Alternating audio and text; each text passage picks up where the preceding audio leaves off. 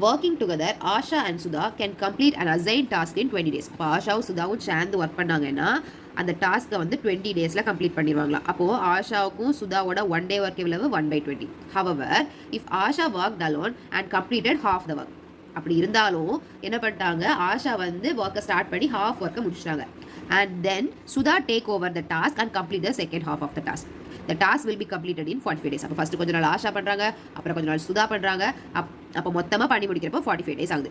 How long will Asha take to complete the task if she work alone. அப்போ ஆஷா மட்டும் work பண்ணாங்கன்னா எவ்வளோ நாள் ஆகும்னு கேட்குறாங்க. Assume that Sudha is more efficient then Asha. Sudha வந்து ஆஷாவோட ரொம்ப எஃபிஷியண்டாக இருக்காங்க, கொஞ்சம் மோர் எஃபிஷியண்டாக இருக்கிறாங்க. ஓகேவா? இப்போது நமக்கு என்ன தெரியும், 2 பேரும் சேர்ந்து ஒர்க் பண்ணாங்கன்னா அவங்களோட 1 day ஒர்க் வந்து 1/20. ஆஷாவோட 1 day ஒர்க் என்னவா இருக்கும், நம்ம 1/Aன்னு எடுத்துக்கலாம், நமக்கு தெரியாதுல்ல. சுதாவோட 1 day ஒர்க்கை 1/Sன்னு நம்ம வச்சுக்கலாம்.